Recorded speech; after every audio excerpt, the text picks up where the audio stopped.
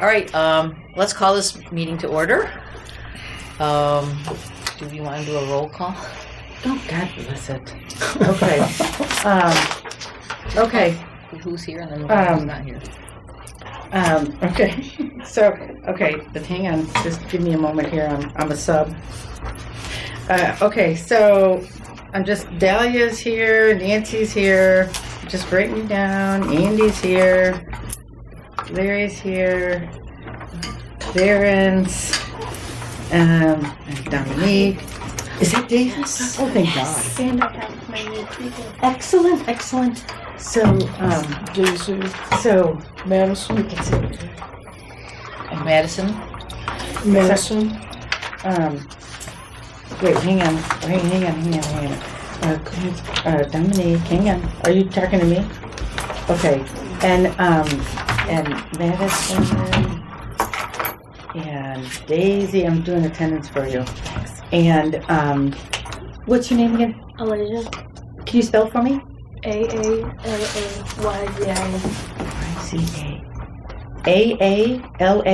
AALAYZA?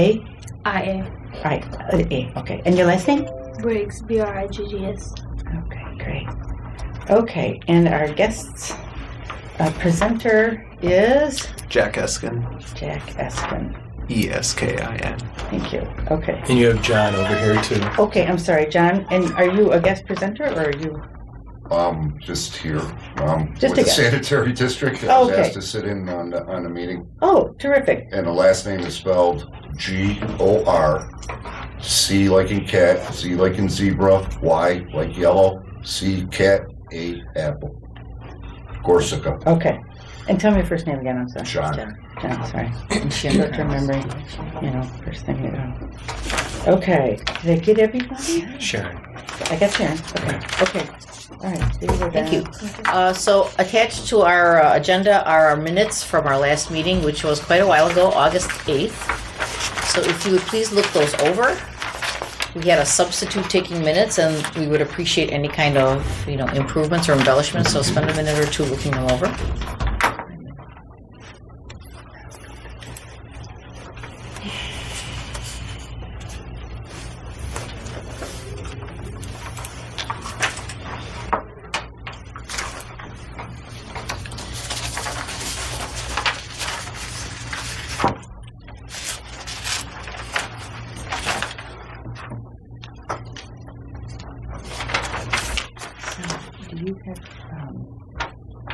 Do you have responsibility that you can convert this PDF to a read? The agenda you already have the agenda. Okay, good.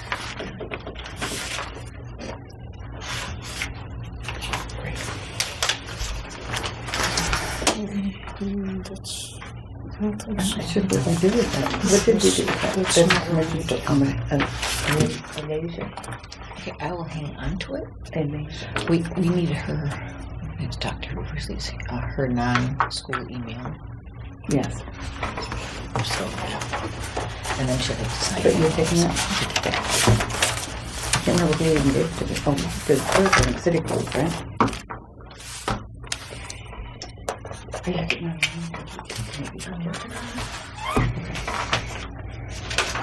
Oh, that would have been the city transportation. Was it my email? No, that's okay. Do we have a correction?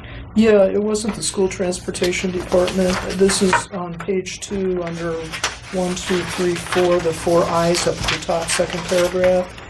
It was we were going to meet with the city transportation department. And since then, I found out that they had already applied for it, received the grant to get 4 new dump trucks under the VW grant. Oh, yeah, the city. Yeah, the Right. city did Yeah, I already. didn't know it at So the time this either. is Yeah. city transportation? Yep. Yeah. So they did apply and received monies for city dump trucks under the VW grant.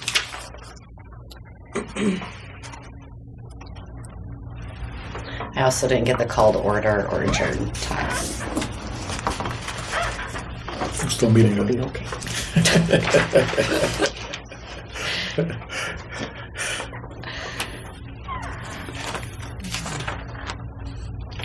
Citizen climate change Thursday. Oh, citizen climate lobby. So I don't know who's writing the corrections. Are you doing it? So where it says Deb under there, it's actually citizen climate lobby. Oh, sorry. That's fine.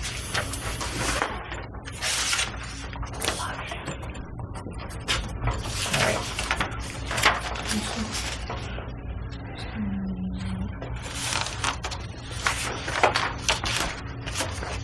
Are you noting down all the revisions? I just found two so far, yeah. Okay, and maybe you can just give your copy then to Daisy. Okay. Under new business, that action plan was actually a workshop that Steve Perkins has agreed to facilitate for us. So we set up a what? A workshop? Yeah. An action plan workshop. Steve Perkins said he'd facilitate that for us. An action plan workshop, so add the word workshop Yeah. in there. Do you see where it is? Right in there. Okay.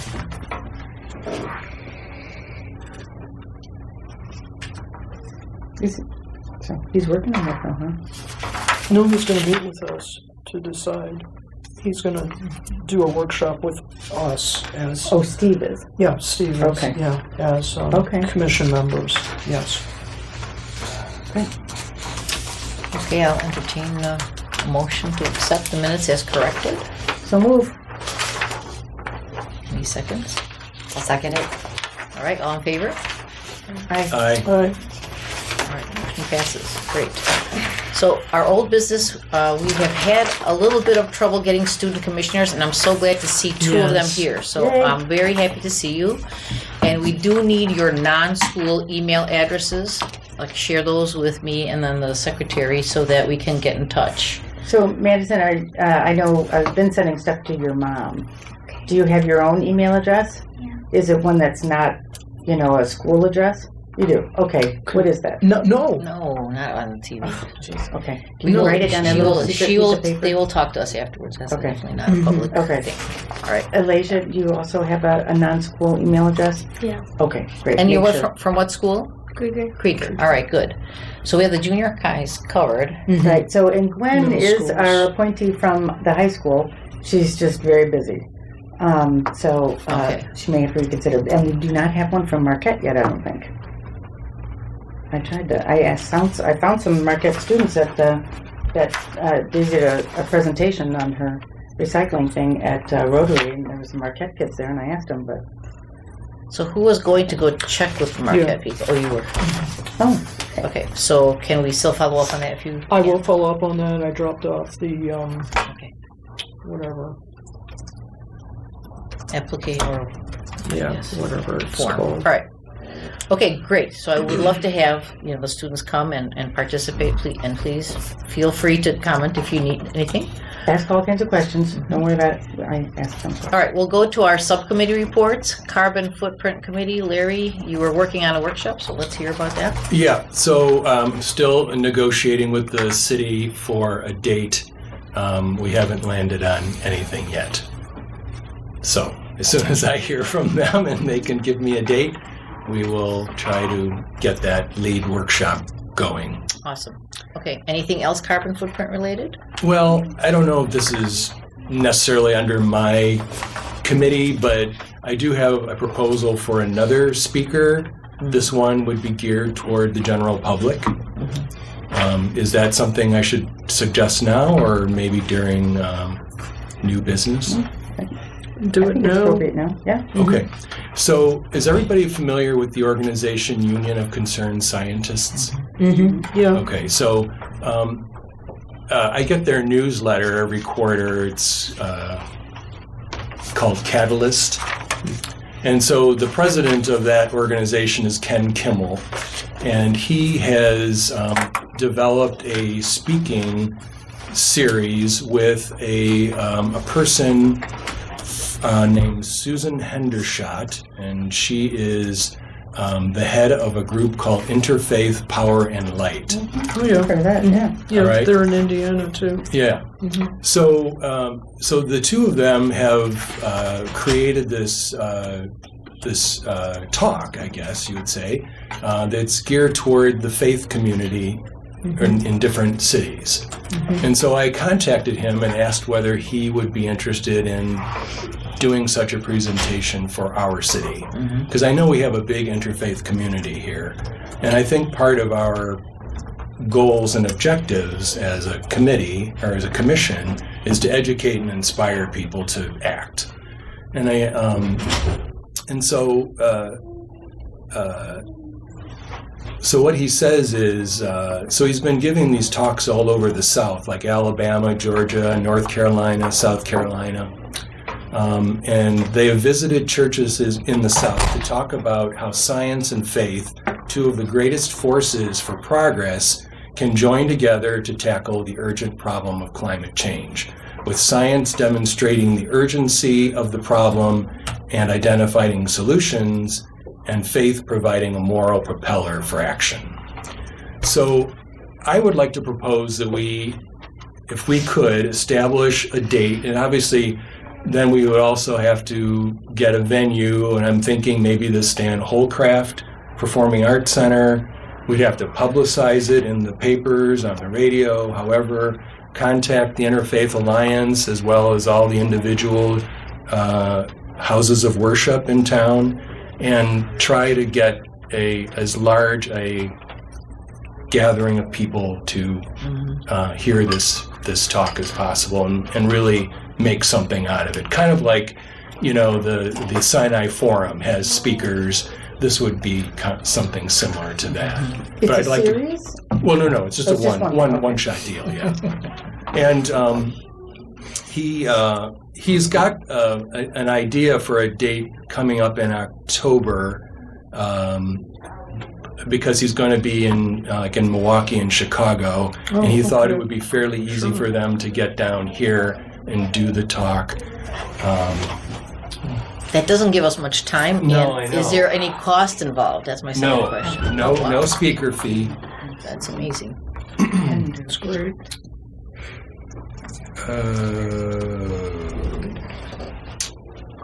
It's in the email and I didn't write it down. I want to say it's somewhere like toward the end of October, like maybe the 28th or 29th or something.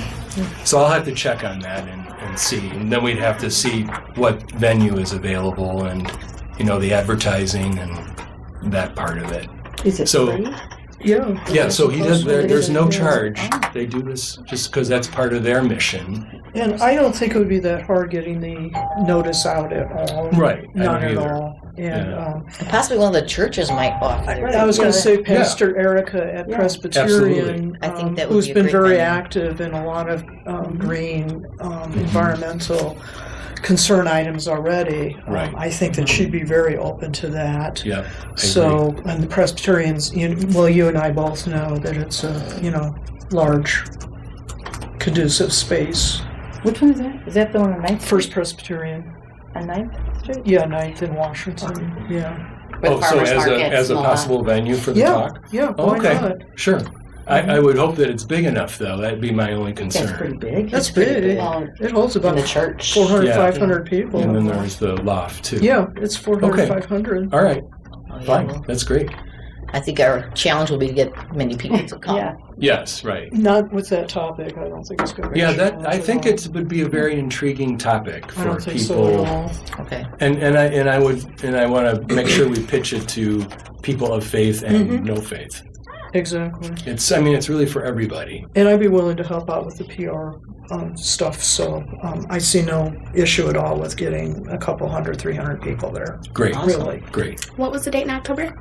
I don't He know. needs I to have check go it back out. and check He's it Is out. it thinking a like Saturday or Sunday, or you're not No, sure? no, it was a yet? weekday. I want to say it was A like a weeknight. Monday or a Tuesday. Okay. 28th and Oh, okay. 29th is Yeah. Monday and Tuesday. Well, that's actually. good. That's probably Yeah. better. Yeah. actually. Right. And Wednesdays are always better. I mean, Everyone I does think stuff that's on a great Wednesdays. idea. I do too. So Anyone else? You said Wednesdays are always Seems good like well, or bad? bad for having an opening in a church. Seems like everybody's at a church thing on Wednesday. Oh, all right. Bible study. and Friday everything. night. They Yeah. do something So- some Mondays Not on- there yeah. too. I Monday, Tuesday, I make a motion. We just move forward with it. Okay. Yeah. Then I'll reconnect with him and I'll run I'll just communicate with you and then you can distribute to everybody. what And the so, dates are. would you two agree to be like the informal committee to Yeah. take care of that? Yeah. The Andy whole- will help us too with So do we need to educational move on outreach. this? Well, I mean, Or- as long as there's no expenses or anything, I mean, we don't talk about any expenses or anything? No, like no refreshments expenses. or anything Well, like that? The only thing that he asked, and he said this was not mandatory, is that they would welcome some kind of a contribution to the Union of Concerned Scientists. So I don't know if like maybe So like a $1,500 or bucket or $2,000 or something, or something like that. So would we put like a can out? Yeah, we or would probably have to put a like- little I donation. mean, I don't think you'd get $1,500 there, but I Okay. mean, I don't know where else we'd get $1,500. So the city would not provide something like that? We are not in the budget at this point. We are not in the budget. And we have zero. Yeah. Okay. Yeah, zero. Treasurer report. All right. There it is. Then I would say that we could, maybe at the conclusion, just ask if anybody would be willing to make contributions or become members of the Union of because by being a member, you would be contributing some money Yeah. Yeah. to the organization and building their membership, which is always good too. Yeah. Could you have a donation, something in regard on the flyer that, so when people come, that's expected, or there's an expectation that you can offer a Yeah. donation, and not ask them. Or say like Yeah. donations appreciated. Yeah. or Like something suggested that. Yeah. donations of Yeah, and written to maybe who, $5 or $10, Yes. whatever you can give. Right. Okay. Sure. We could do that. Any other expenses, like refreshments? I'm sure we don't have to pay the church, right, to be there? Probably not. So, no, other. Let's not gonna do get refreshments. further along. And Let's get further we can along talk before about we the decide that refreshments. Yeah. stuff. What's the presentation called? Faith in Science, Powerful Partners for Change.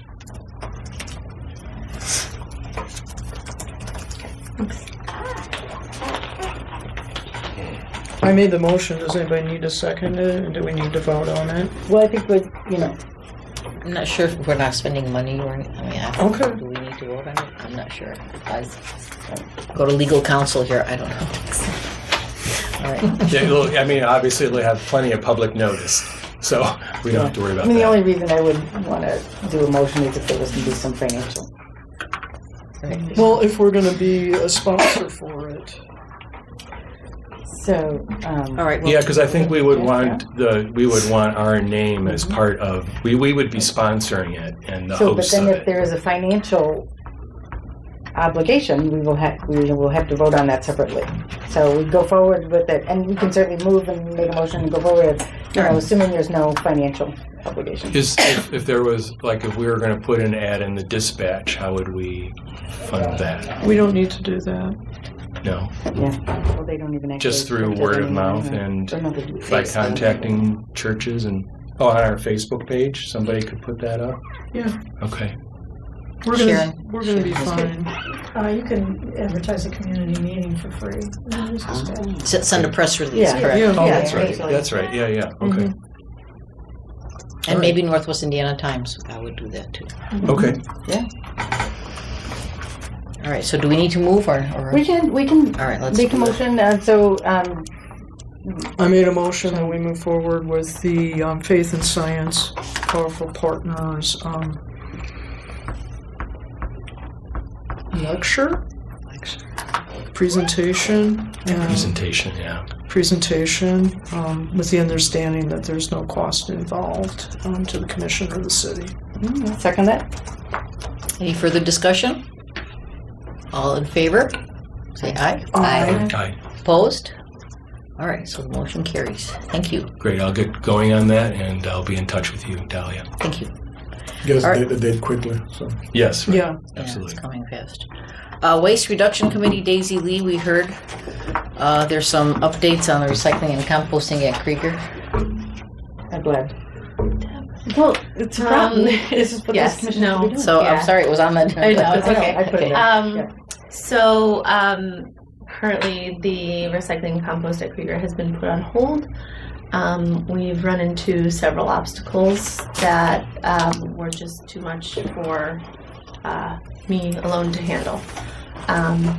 So we have to revamp, we have to rethink, and we have to figure out how we can get this back on the table. Do I hear all the obstacles? Or this? Well, can you tell us what we could do to help, or what someone else could volunteer to help you do that would facilitate this, or what do you need? So far, so Daisy told me, and so because I'm on the school board, I sent an email to the principal and to Sodexo, who is our contracted janitorial services, and asked that we can all get together and talk about making this work. So, but we haven't set a date yet. But the principal has responded and said, yes, absolutely. Let me know the date, and then, but we just have to coordinate a date for a meeting. But certainly open to ideas. If anyone has any other ideas. Mm-hmm. I can tell you some of the problems that we're facing. Is it your curbside, your TerraCycle too? No, it's Composting. The cafeteria. So, the kids aren't. Some of the kids are just putting their entire tray into either the recycling or into the garbage, so not going through the station. Some kids are just putting plastic into the compost too, so then that makes extra work for the kid helpers. There are bees in our recycling dumpster, and so kids are freaking out when they go out there. Students throw the stuff all over. Yeah.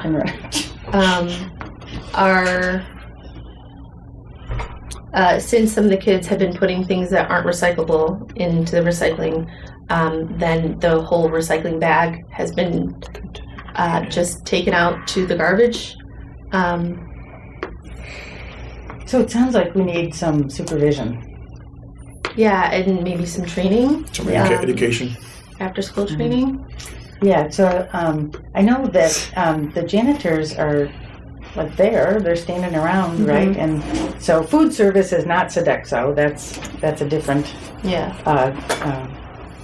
employee group. They're MCAS, but Sodexo is the janitorial service, and I'm hoping that they might have some kind of corporate initiative that might support some education and some help with this. And perhaps if they're training their staff, then their staff who are there could offer some minimal supervision in the sorting. But is it Sodexo who's out in the cafeteria during lunch hour, or is it food service? Sodexo, yeah. It is? Okay, well that's good, because I think, we might be able to ask them to step up their training and then provide a little supervision. So that would be awesome. That might help that part, but it sounds like there's other issues too. Well, it sounds too, you got a whole new grade of students grade level of new students, so they haven't been trained or gone through the process of what's expected of them in the cafeteria. I've gone in there several times. Okay. And trained them, and I would take my whole class and who's experienced in it, and they would help facilitate. Okay. But I think it's the part, it's extra time to go through each station, and they may not see the direct benefit. But since environmental science is no longer required, you're not getting Krieger, all of your kids. right? Okay. So that's hard. Okay. Thank you. So I'm very open to suggestions. So it sounds like we need an incentive for kids. Yeah, and we have to be able to indoctrinate them. And we have money because we do the Pepsi Recycle Rally. So we have gift cards coming throughout the year, and we got $10,000 last school year because we got 9th place in the nation. So if we get higher this year, then we can go up. Every place we go up is $5,000 more. So we have money for incentives, field trips, or maybe be nice to have like some immediate, like I know a sticker doesn't seem great, but because something immediate, right then when they're doing it right, right then getting a sticker or. Well, why don't we ask our students if they have any insight? What would help your classmates recycle? Do you have any ideas? You don't have to say anything, but if you have something to think of that would help us out, because we're not giving out candy. Yeah. No, we're not No giving out candy. candy. In plastic wrappers. No. Oh, wow. I know. No. Lottery tickets. No, sorry, they're not 18. So food. A stainless steel straw. Yeah. That's pretty. Yeah. Anyway, so- It was kind of a joke. What else? That doesn't turn into more garbage. That students like. A But- pencil? I think what you're asking, though, and I think it's not just the students, but it's community nationwide. There's just a general sense of indifference about things like this, whether it's recycling, environmental stuff, climate change. I just think there's a lot of indifference. People don't get it or don't want to get it. They don't want their comfortable lifestyle upset. They don't want the fact that they can just throw something in a garbage can and they never have to worry about it again.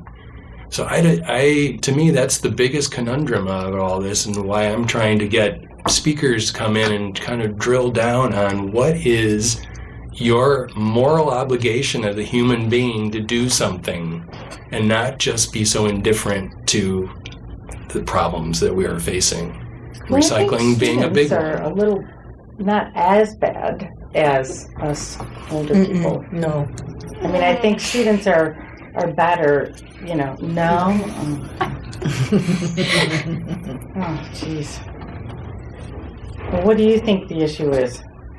You think it's just I just think it's a lack of importance to them. It's not important to them, so they don't worry about it. It's as simple as that. Some students in my school, they just throw it in the trash because they know they're supposed to recycle, but they want to do it on purpose. because Oh.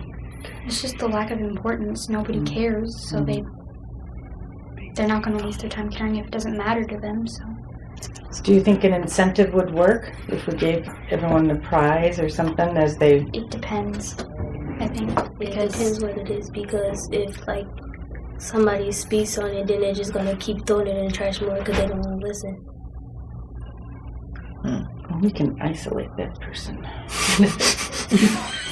That one. nail them. But do you think some people might respond to some incentive? some people will respond definitely, but then there's going to be the people who, like, I'm sure you'll have an initial reaction time, but then over time it's going to be the same because even the with kids, the prize, if we gave them something. because if right you away. keep doing the same thing over and over again, they're going to become used to it and endlessly not care about it eventually. Like, it's like hearing a lecture over and over again. It eventually fades away and becomes less important every time you hear it. You think they'll never want the prize? Well, they're never going to want earn it the to prize? start with, but it's going to go away. The Oh, value well. of it's going to go away. We'll have to switch it up. increase the prize. or Intermittent something. reinforcement. Yeah. Yeah. Yeah, you know. What about like a rather than like a sticker, but like a point system? You know, like where they can accumulate points, and then once they've accumulated 100 points, then they can cash that in for some kind of a benefit. I don't know what that would be. I think maybe down the road, when the initial, novelty wears off of a prize, maybe something that's more, that takes more time. It sounds like a bookkeeping nightmare to me, to be Oh. honest. Yeah. So, Teacher? Yeah. I would agree with that. Yeah. But anyway, yeah. Who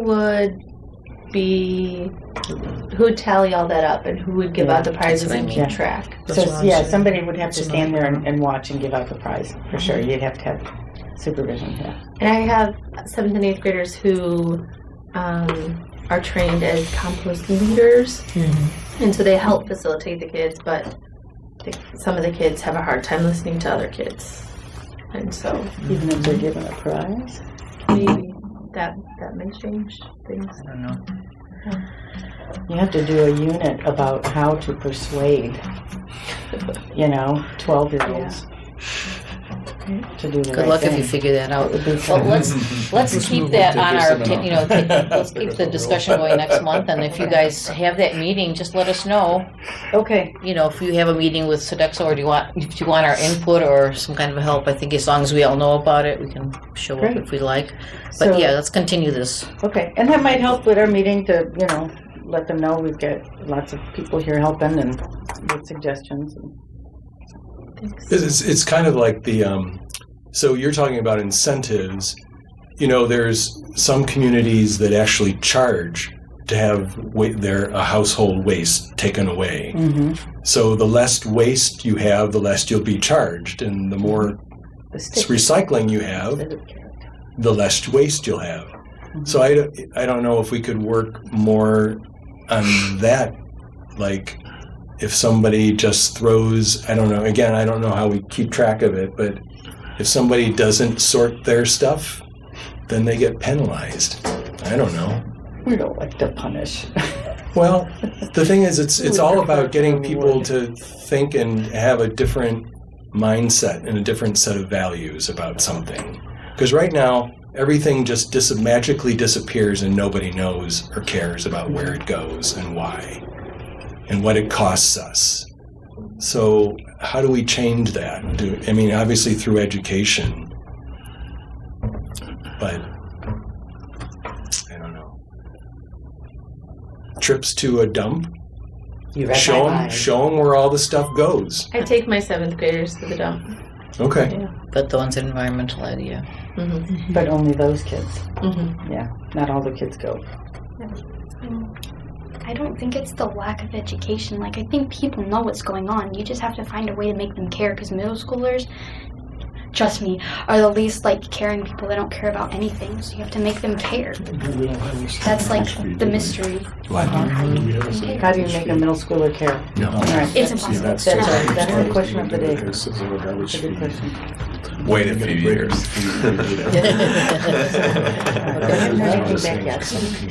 All right, we're going to go on to the Water Quality Committee, and that's me. And I did go to the Indiana Water Summit, which was really fun. And I brought a couple of things for people, so that's really nice. Yeah. So I kind of like these handouts. If you just take one and pass it down. So these you can keep if you'd like one. These I have like one copy of, but they have a lot of swag, for better word of it, and just a lot of things explaining, what the system is, what's going on, how do you keep water clean, etc. And this is done by that White River Alliance. They're funded. They're in the Indianapolis area, etc. But it made me think that, do we need something like these kind of handouts or these kind of promotional materials around? Of course, obviously we'll need to have a budget before we do that and something like that. Yeah, but I think it's really interesting, right? Like, that's a very interesting graphical tool.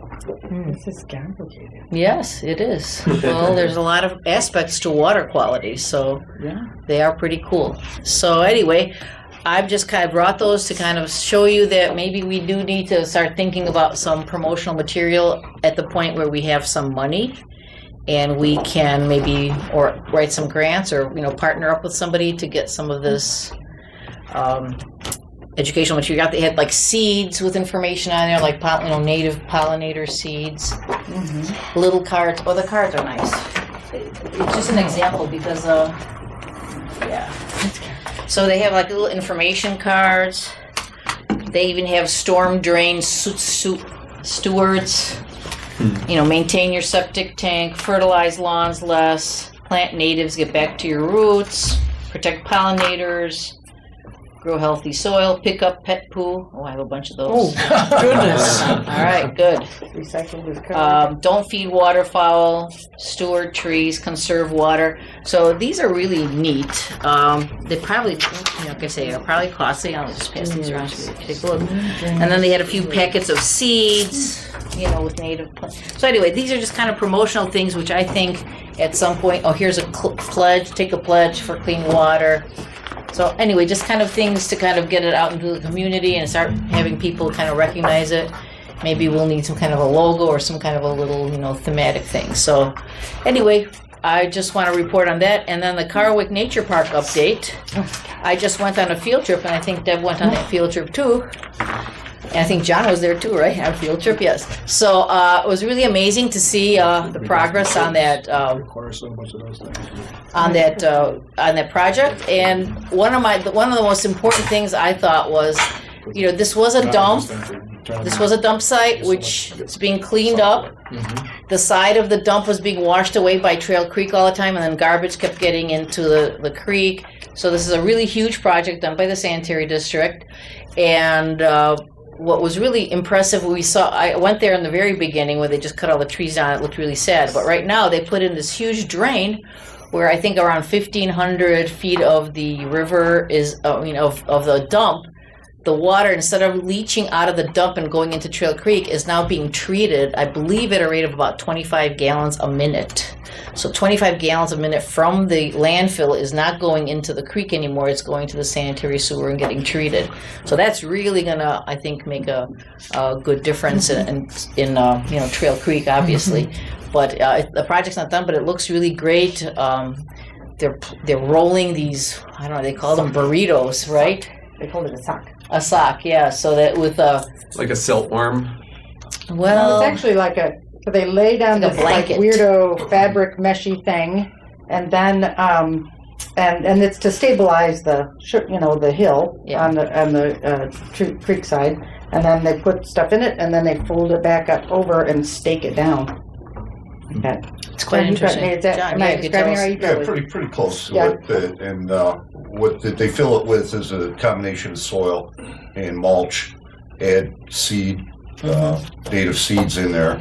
And when I was out there today, the grass, or the vegetation, I should say, is growing through the shore sock. It's called a shore sock. That's Shore sock, yeah. Industrial name, I guess, for it.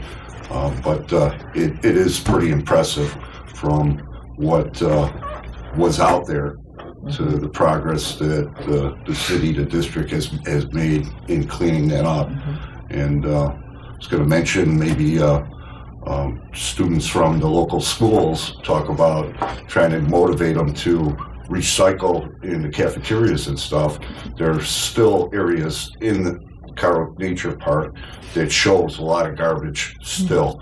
And you see that tires and old sewing I was machines shocked. and I had- plastic and everything. And I couldn't believe how I was overwhelmed by how big that was and how much garbage yeah, there was. I mean, when It was huge. the trees were there, you really couldn't see it because unless you went Yeah. fishing or walking there or anything like that, which I wouldn't have walked there with all that garbage there. But there's been a number of fishermen, down there. But the amount of garbage after we took the trees down, it was just, it's.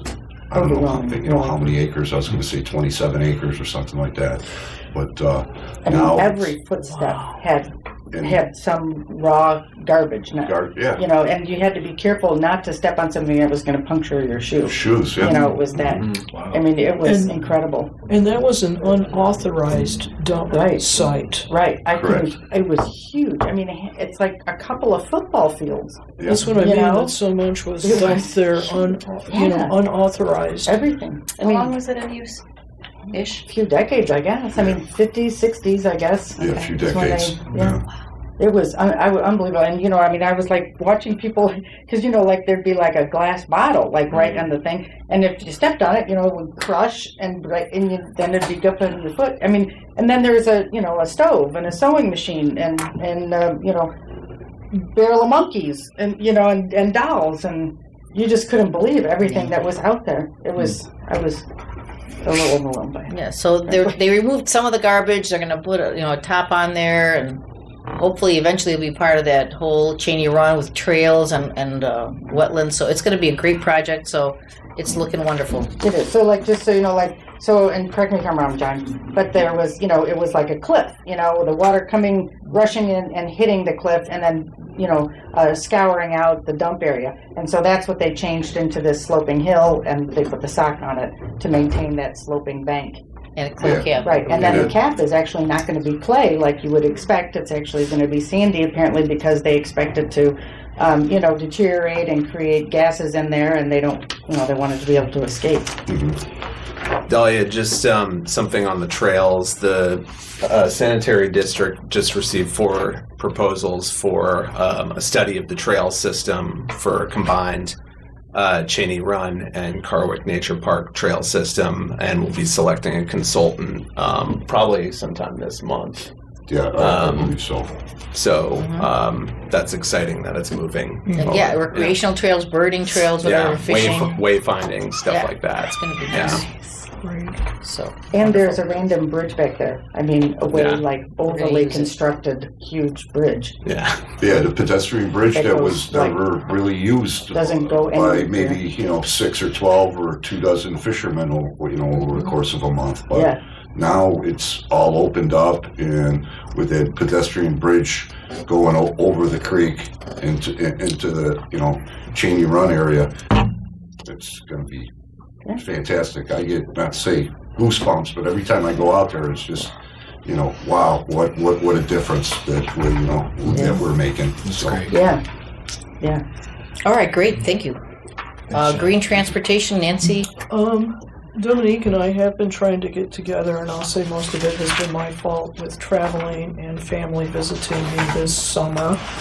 I believe this fall we're going to definitely be able to get together a lot, and we will continue working on this. I did report out earlier that the city had purchased dump trucks with the grant monies that were available through Volkswagen. So I was glad to hear they'd taken advantage of that opportunity. Do you know exactly what they got, Nancy? Dump trucks. I mean, like, they Dump obviously trucks. I know, Yeah, but what kind of fuel? yeah, what fuel? I mean, they didn't obviously get diesel. Did they get, wasn't electric or No, they So got the compressed natural gas? compressed natural Oh, yeah. not gas. propane? The school got, propane buses. I think it was compressed natural. yes, I believe you're That's correct. what I read. Yeah. Oh, yeah, okay. So as long as the report was accurate that I read, then it is compressed natural gas. Yeah. So, and I just want to note on that, we got AJ's report, and that looks like 10% of our emissions are attributable to the on-road passenger vehicles. So that'll be a big area to work on. Okay. And the Climate Leadership Summit, you sent us a summary. I sent you the PowerPoint that Steve and I used. I sent you the notes that we used for the presentation. Just a little bit earlier today, I did receive the link for the morning presentations. So I'll be sending that out to every single one of the commissioners here. And then Andy and I can get that posted on the Facebook site. But it will be the presentations by the Indiana University Sustainability Institute, and then also the keynote speaker. So those will all be available to everybody. All right, thank you. And that's where I got the link. I'm sure it's somewhere else too, but that's where I got the link. So thanks for sending that, the link to AJ's report, which was very good. Right. And I did actually ask him some questions, and he's being very nice. So I think he was responsive to me. So if anyone has questions about it, I think you can email him, and he'll respond. And I just want to say thanks for that report too. And I think I'm hopeful because of your presentation that other cities will get on board and do some more sustainability work. That was great that Nancy and Steve went and presented at the summit and encouraged everyone there to go back to their city and start a commission like ours. Great. All right, grants. Deb, do you have anything on grants? I got nothing. I got nothing. Oh, you got something. I told you I'd help you. What's the coastal grant, right? Mm-hmm. Yeah. So That's for it's like December. I think it's due in December. yeah, but that's for career, not for this. Oh, sorry. Okay, so, but yeah, I mean, I'm still hoping that someone will make some suggestions about an enrichment grant. It's due November 30th, and there's no match requirement, and it's quite, wide open as to what you can ask for. Programming, I mean, you can't ask for something that wouldn't be sustainable, like your staff. But if it was a contract that was a begin and end, Handouts like you this? could do that. We could do something like that, some educational work where we produce some materials, or even cover some speakers. That would be acceptable. I mean, I have no idea if they would actually give it to you, but it would fall within the parameters of what you could ask for sure. Stuff is good, I think. I think they tend to be more generous when you have stuff, especially if you can put their name on it. Yeah. But or some other sort of marketing stuff. Mm-hmm. I mean, marketing education stuff is what I mean. So if anyone has any ideas, let me know. I'd be happy to throw something together. November 30th, the deadline. And then there is the coastal grant. It is December. I mean, is that the small grant? Yeah. Yeah, so that's like 5,000 or 10? 5? I think it's 5. Okay.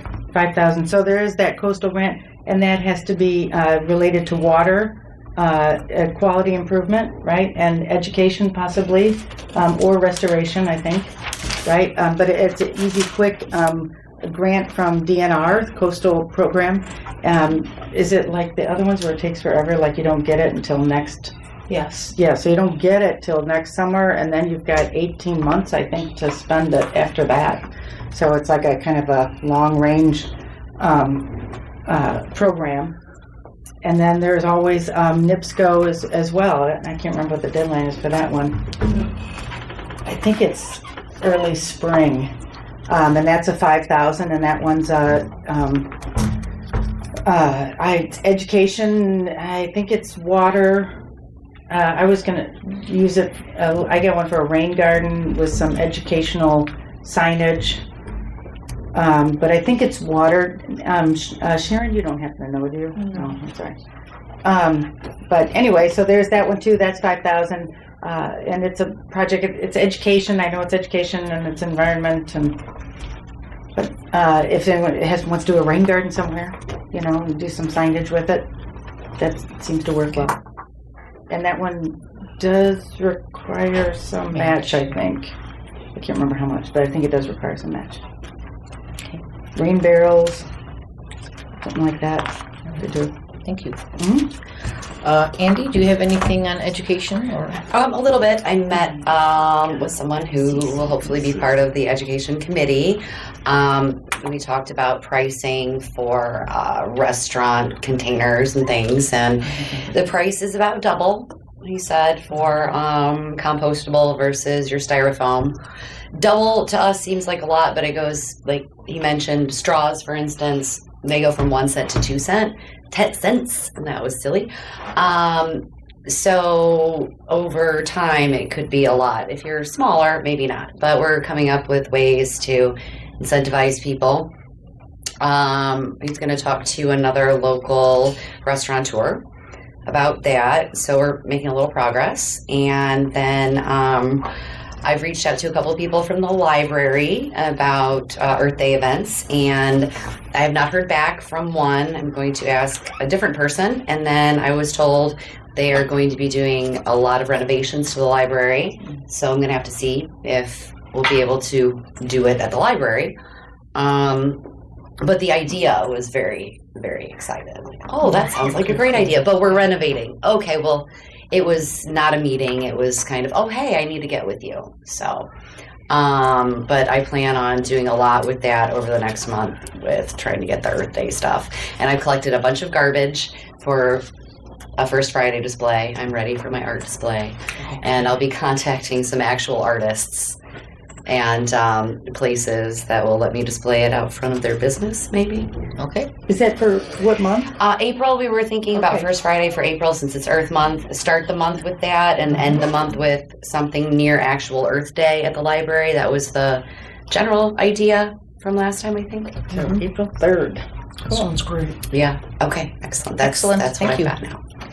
All right, we're going to move on. So we have a presenter today. Jack Eskin is here from Delta Institute and also the Stormwater Advisory Group.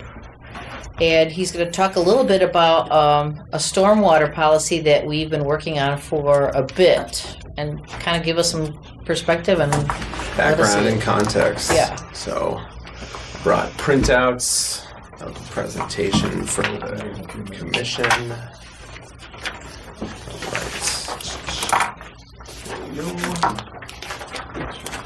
Right. We might have extras, but thank you everyone for having me here to discuss the city's Green Stormwater Streets Policy and Implementation Plan. My name is Jack Eskin. I am a senior program specialist at Delta Institute.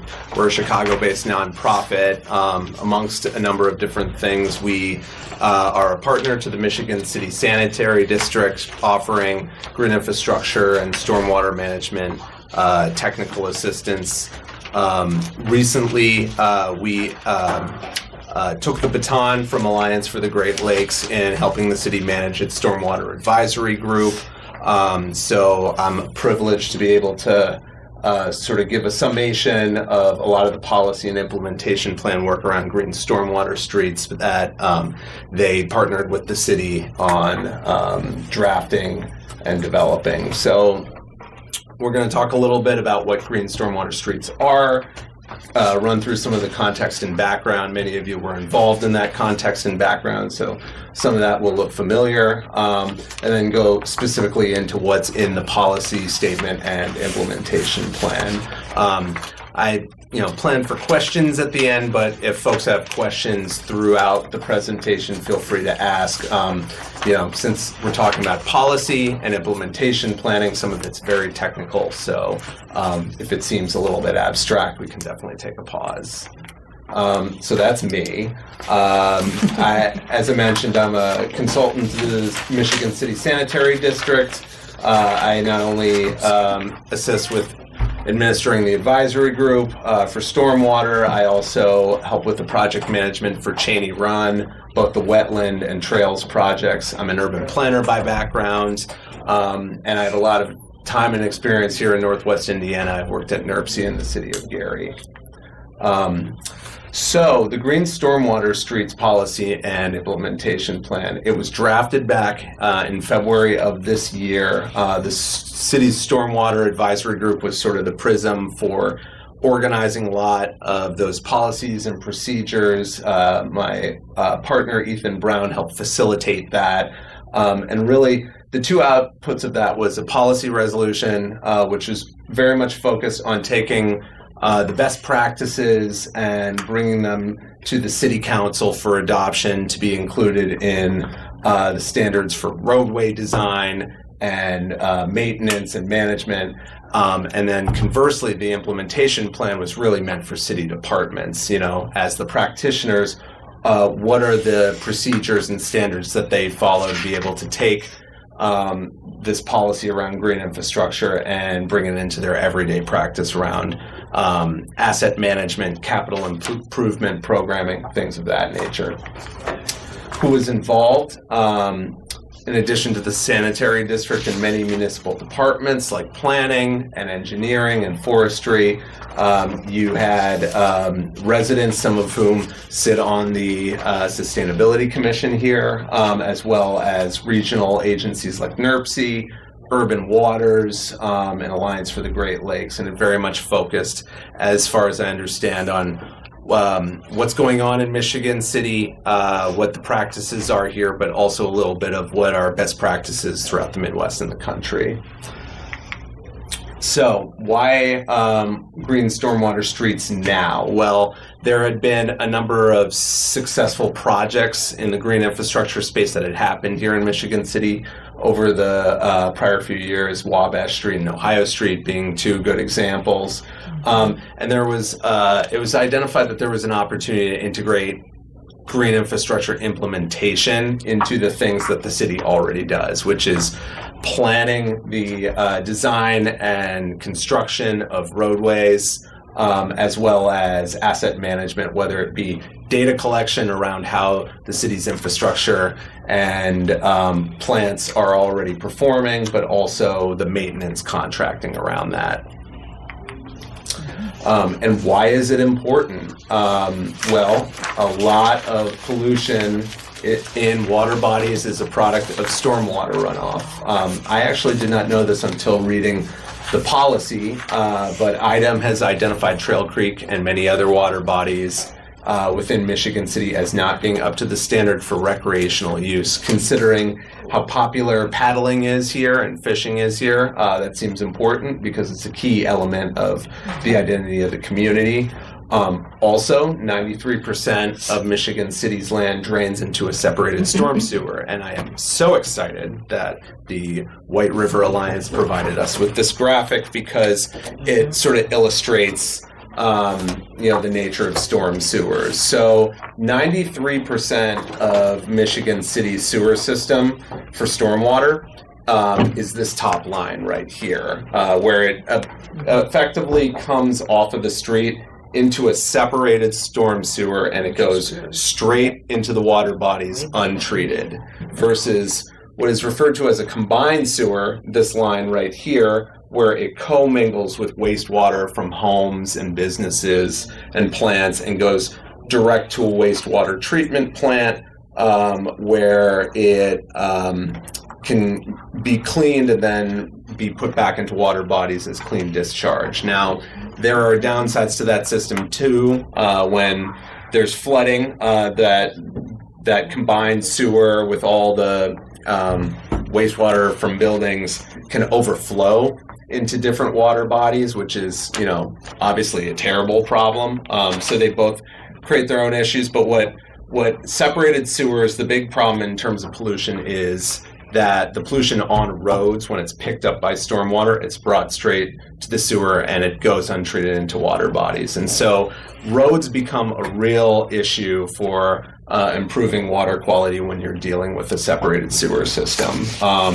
And, as we talked about, impervious surfaces like roads, like parking lots, are a big source of pollution from stormwater runoff. So with that in mind, streets are a real high impact, low hanging fruit opportunity for improving water quality. 58% or public streets are 58% of the city's impervious surfaces. And also the way in which streets and properties and neighborhoods are designed, water is designed typically to flow from adjacent properties into the street because that's where the sewers are located. And so because the streets are publicly owned, you don't have to deal with private owners because they're, where the impervious surfaces are, so you can make a big impact on improving drainage there. And because it's where the sewers are located, so you can catch the water before it goes into the sewer. Putting green infrastructure on streets is a real high impact, low hanging fruit solution, which is why green stormwater streets became a policy focus here. And why a policy and plan? Having worked in government, this commission working alongside departments of government, if you don't figure out the sort of logistical questions of who's responsible for what are the skills that are needed, how do these policies integrate with existing structures and existing practices, how do you monitor it, how do you evaluate performance, things of that nature, then typically the policy, an innovative policy like this would come to die in government because it hasn't figured out how to properly integrate with the way in which government operates. So a vision statement was created for green stormwater streets in the policy statement. And largely it's focused on the fact that there are opportunities from transportation and stormwater improvements for improving the connectivity and the level of service and the safety within neighborhoods and the schools and parks that are found in them. That green stormwater infrastructure is a great opportunity for reducing flooding, improving water quality, improving aesthetics in a community, and that the City of Michigan City has an opportunity to both plan, implement, and maintain green infrastructure along its runways to achieve those goals and co-benefits.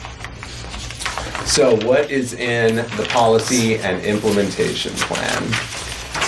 The intent was basically to serve as a standard for adopting green infrastructure practices to reduce runoff for all new construction of roads and major reconstruction projects. Importantly, this does not include basic repaving.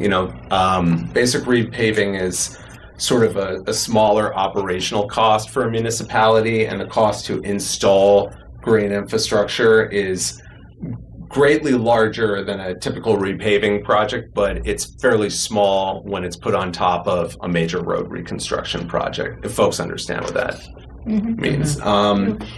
Conditions, it has to be publicly owned. It needs to be warranted. There needs to be ideally a demonstrated need for stormwater management, and there needs to be available space. If there's not space on the roadway to put it, there's no feasible way to do it. As far as I've understood that the process of this has been a draft resolution that's been approved by the Sanitary District Board. It comes to this commission here, and then it gets advanced to City Council. Is that correct? I think that was the plan. Yep, got it. So They wanted our support. we are following the plan. So once the City Council approves the policy and the implementation plan, they make the directive to the city administration to do the implementation plan and integrate it into the city's specifications for road construction and reconstruction. And that leads to the implementation plan, which is essentially the logistics. And if you're a nerd like me, you find this stuff fun.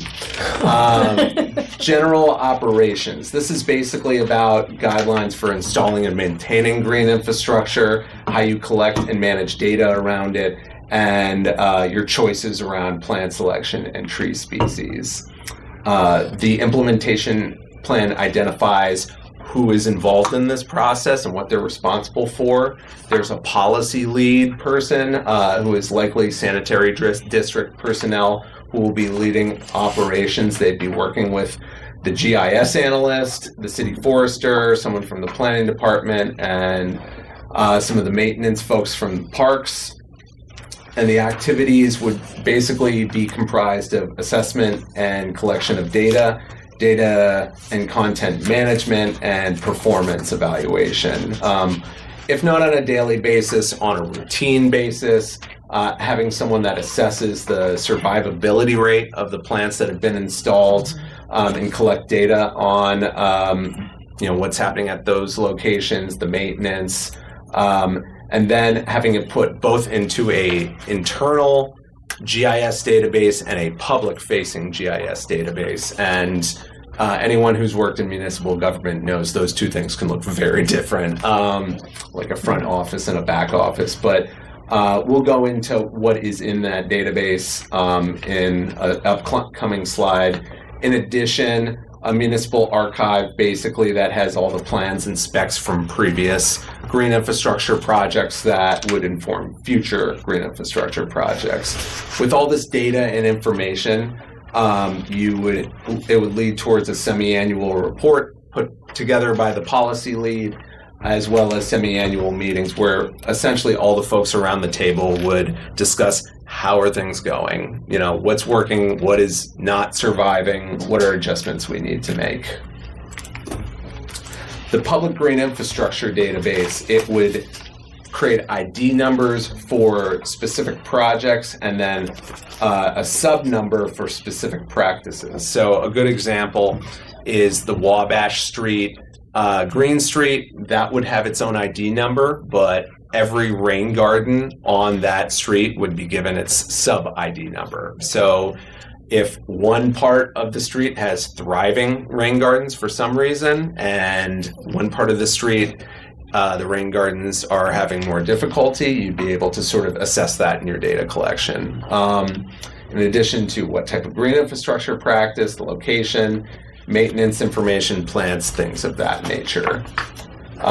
In addition, a plant list of what is found in those different installations in terms of species, trees, survivability, things like that. Actually, on that slide, if you can go back to that slide, so we had a problem with that because of turnover in the forestry department, et cetera, and like the city workers who are really, they're not trained in this, and so like there's a big turnover and they don't know what to pull and what to leave, and it would be great to have this like on paper, at least like as a like a document, so they can at least start from somewhere. Yeah, it's a process, and then the database provides some institutional knowledge. And one of the big challenges with green infrastructure is being able, particularly when a plant is young, to be able to identify the difference between weeds and native plants. Species. Oftentimes it can be very difficult for the untrained eye, particularly if it hasn't been maintained well and everything's the same height. And so this provides some institutional knowledge to be able to do that. Does that really work in other communities? Have you seen that work?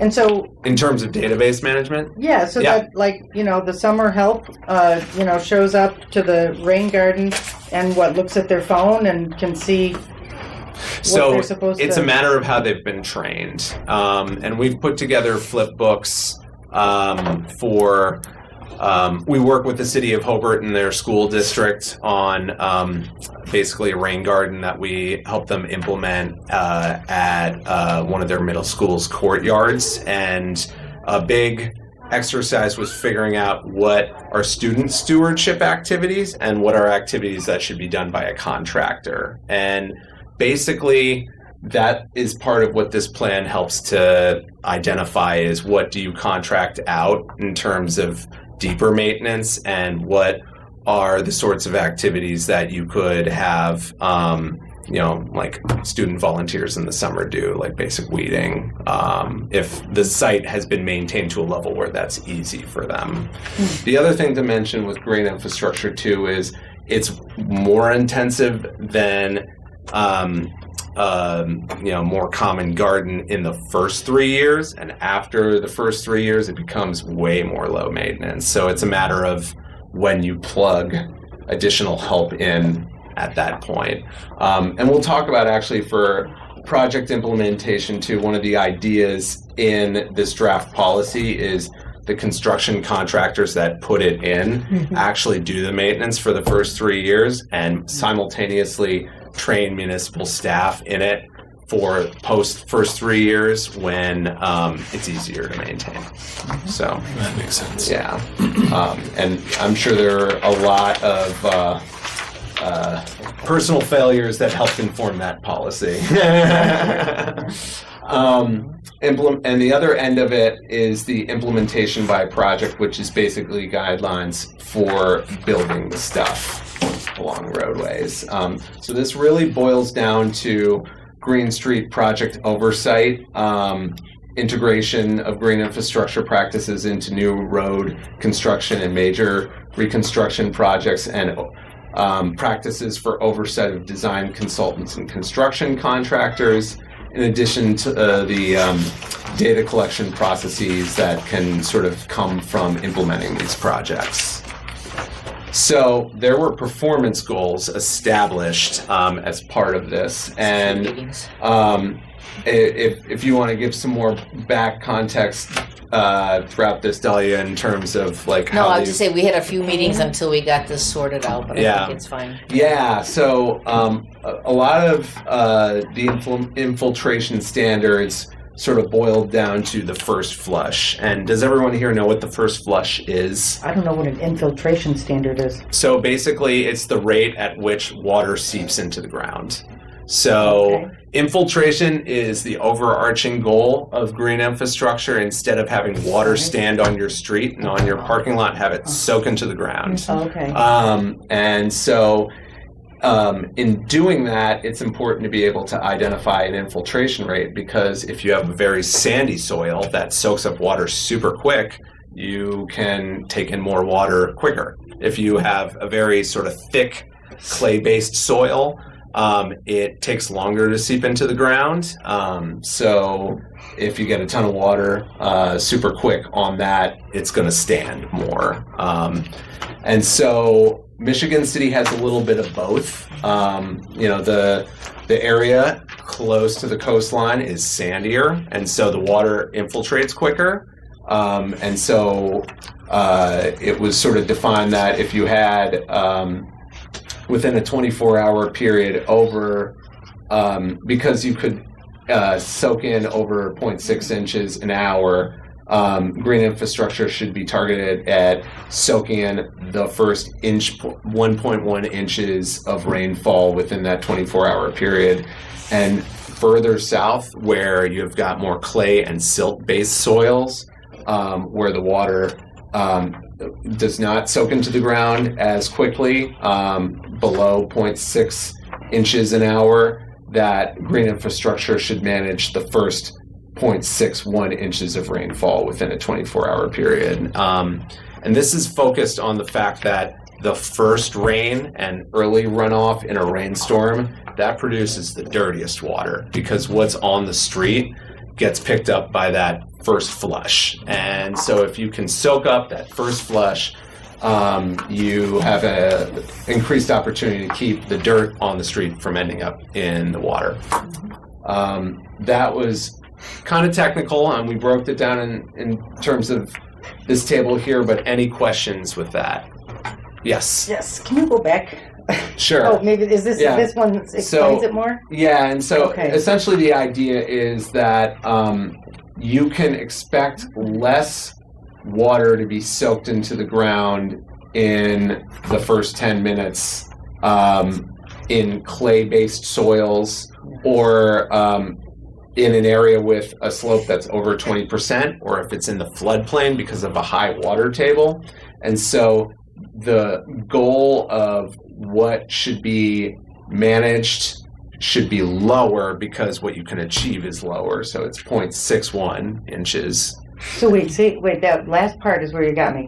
So I get that it soaks in slower, Mhm. and so the green infrastructure has to do less? It has to do less because it can achieve less because it is So there's working with the soil like that it The has. green infrastructure would do more. It can do more than what is already existing, but unless you essentially if you planted like sandy soils in an area with a lot of clay soils, then maybe you could operate on a higher standard. But if you want the soil to match the soil that's around it,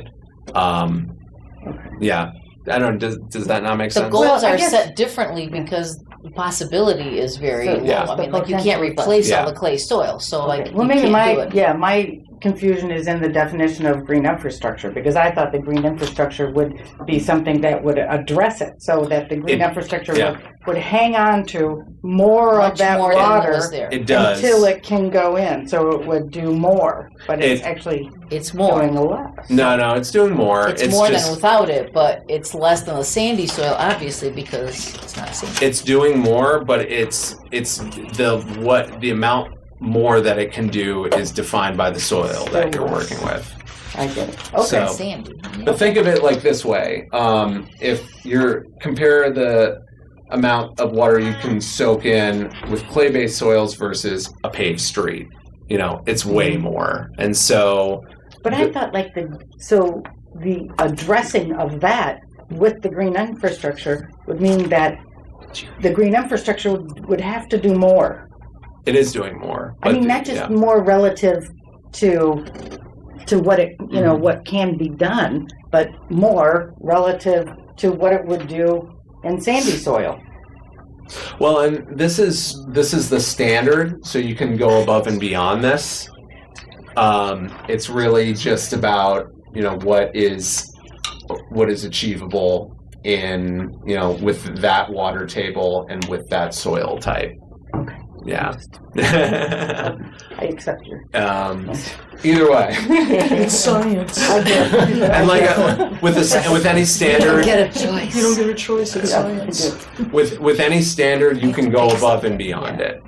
Okay. We use other cities. No, for I example. got it. So that gets to exemptions. If it's defined as not feasible by the engineering staff, if the cost of implementing it greatly outweighs the gray infrastructure solution or the total project cost, if the topography or the road geometry really don't allow for it, or a number of different concerns, it provides for that exemption because whenever you're implementing a project, you're always dealing with a unique site context.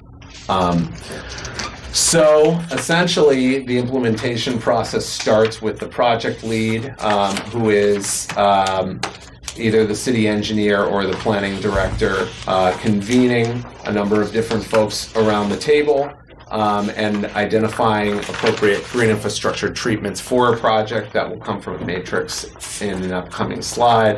The group identifies a selection, includes it in the design consultant's scope in the RFP. A design consultant is selected. They determine the infiltration rate, and through doing soil borings and with the project lead identify the ideal site location for that green infrastructure on the project. Project team oversees full design development, oversees the construction phase, addresses any modifications that need to be made during construction, do data collection during construction and post-construction. As mentioned, the construction contractors will do that 3 years worth of maintenance and do the training related to it. And MOUs for maintenance across different departments, whether it be planning, engineering, parks, sanitary, whatever, will be executed throughout that project based on the guidelines of that project. So, as part of this implementation plan, too, there was a green infrastructure practice selection matrix developed that basically identified the right treatments or right types of green infrastructure based on the land use, proximity to stuff like downtown, historic districts, and the width and the speed limit of the road. These recommendations were also based on priorities like whether an area would benefit from beautification, increased stormwater capacity, cost effectiveness, creating habitat for plants and animals. Based on the location, one of these is going to rank higher than the other. So 12 different zones were defined in the city. They weren't necessarily geographic zones on a map. It's just more like classifications of land use. And then the roadways were sort of broken into below 30 miles an hour or above 30 miles an hour, with the idea that below 30 miles an hour, you're probably going to get more pedestrians. You're probably going to get slower moving traffic. And so stuff like beautification makes a bigger impact, whereas over 4 lanes, over 30 miles an hour, you're going to have more impervious surfaces. People are going to move by quicker. So maybe it's more about just adding stormwater capacity. Probably can't see this super well. It's hard to... I have a question Yes. here. The land uses you have downtown, historic, residential. Are those in a ranking order or just in any order that's there? That was your last slide. Yeah, this at the is, top there. it's sort of reflected right here. Table. Oh, it's on the table. I'm sorry. Yeah. Yeah, and it's just to say like what treatment would more suit Yeah. each of these types of Okay, so it's not ranked a order. ranking. That's all I Yeah. wanted to know. And Thank as you. far as I know, there's no maps in the implementation plan, and so there haven't been specific districts defined in terms of boundaries on a map, but these are the different zones that could be reflected in a map. And the committee identified preferred green infrastructure practices that fit the priorities of a zone like that. So, for instance, for industrial land that is, served by roads that are over 4 lanes wide or 4 lanes or greater, like Michigan Boulevard, further east in the city where you've got like a number of industrial sites there and popping up. The focus would be on something more like a bioswale and bioretention island where maybe the landscaping wasn't as ornate as what you'd find in like a rain garden or stormwater trees in a downtown location, but they can hold a lot of water. And that's a big deal because you've got a lot of trucks coming in and out of those facilities and a lot of impervious surfaces. So that is sort of the soup and nuts of the policy and implementation plan. And something that we talked about at the SWAG meeting yesterday was this is serving as the basis for a complete streets building blocks workshop that the EPA has awarded to Michigan City that we and the sanitary district will be collaborating with this committee on putting on in mid to late November. And I also want to reiterate, this is a draft policy and plan, so this is the perfect time to sort of make any comment and questions about it, but I'd be happy to sort of open it up. Yes. I'll just note that on the back end here, your information's on there, but on this one, it's I know. not on there, so maybe. I will share this deck with folks, and you will. Okay. Yep. Okay, great. That's good. So yeah, so the building blocks is something that we may want to really pay attention to as well. And, this is the green stormwater streets, but we also are interested in the complete streets as Yes. well with the, whatever, pedestrian and bike access and things like that. So yeah, I hope we can hear about those workshops soon. Definitely. All right. Any other questions? Again, this is for like rebuilding a street. Yes. So it's not like we'd love to like let this loose in the whole city, but if you're rebuilding a street, look at this little chart, see what is suitable, and then work with the contractors to get For instance, when the city of Michigan City goes after federal transportation funding from NERC to reconstruct a part of Michigan Boulevard, that would be a perfect opportunity to implement some of these practices and do some engagement around that, So we wouldn't do this until a new road is being done. or reconstructed. Reconstructed. Yeah. but not repaved. Like, is any of this going on along 20 right now where they're rebuilding it? Well, I do know that back in like 2013 or 2014, there was green infrastructure included in that reconstruction of the part of Michigan Boulevard that is closer to downtown. And you can So maybe you're around so right 8th now Street. there's a stretch of 20, Highway 20, that's It's a being. city project. Oh, it's not. It's in done. Yeah, it's all. Yeah. Okay. All right. Never mind.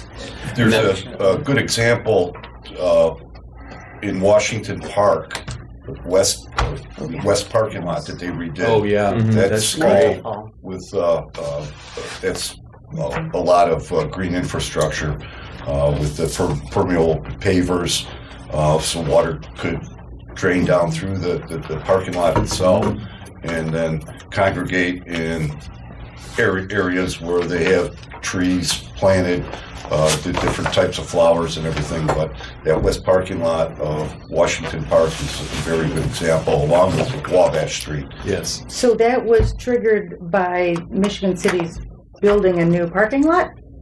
Is that what triggered this?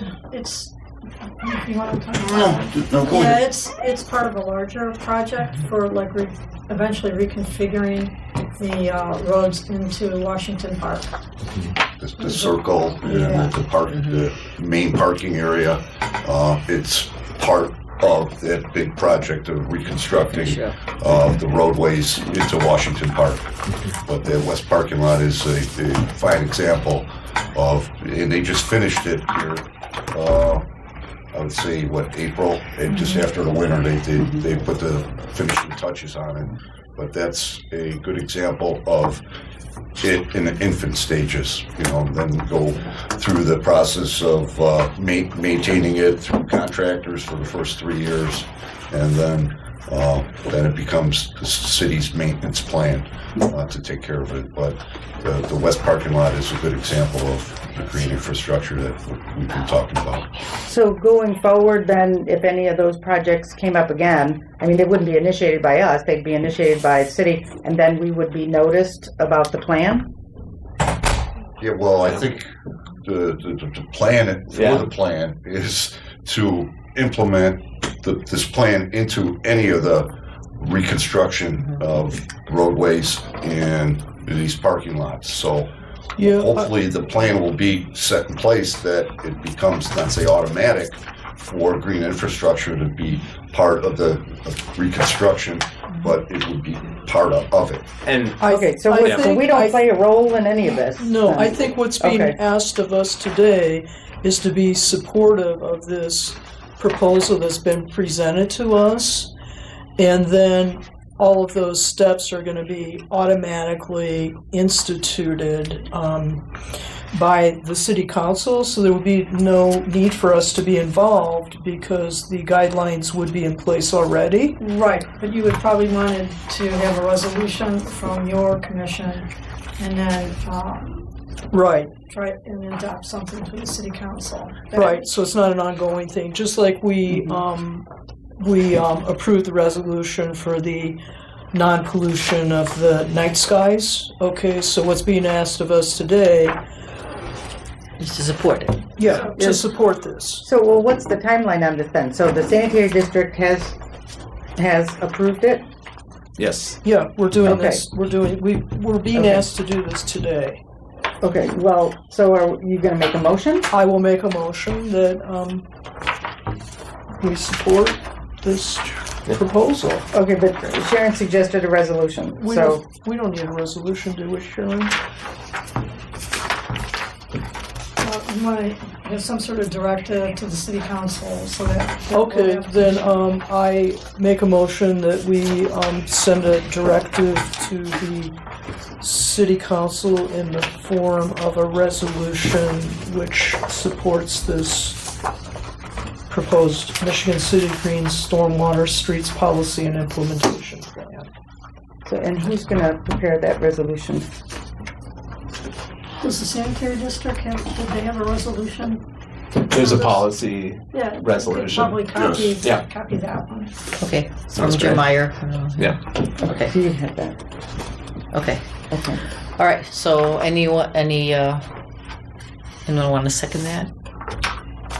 I'll second that. Thank you. If there's any further discussion? So the plan is then that you'll draft a resolution and we'll look at it at the next meeting? Yes. Is that right?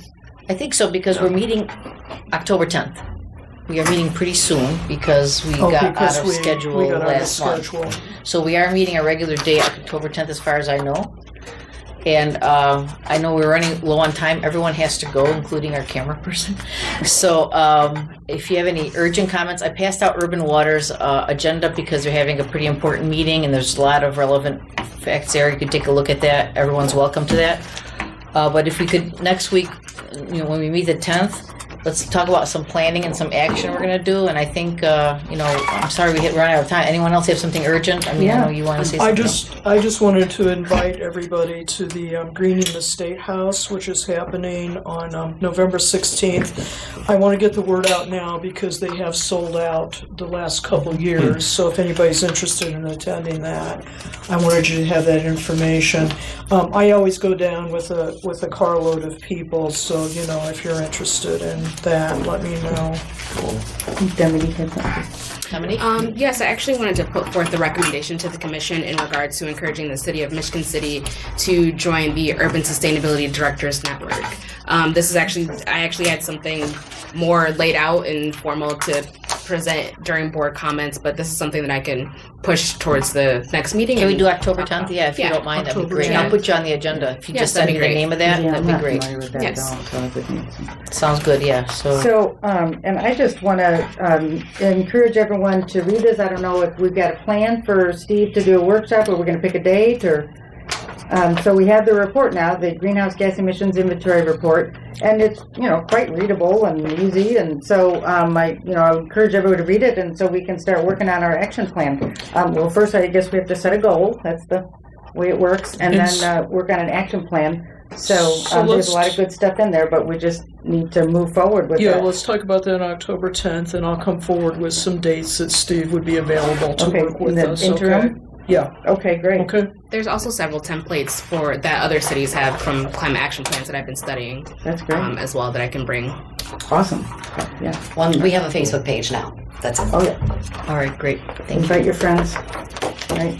All right, so I guess we can move to adjourn. If you want. Or just. Someone want to move to adjourn? I move to adjourn. Second. All right, all in favor? Aye. Aye. Aye. See you October 10th. Thank you. Thank you, everyone.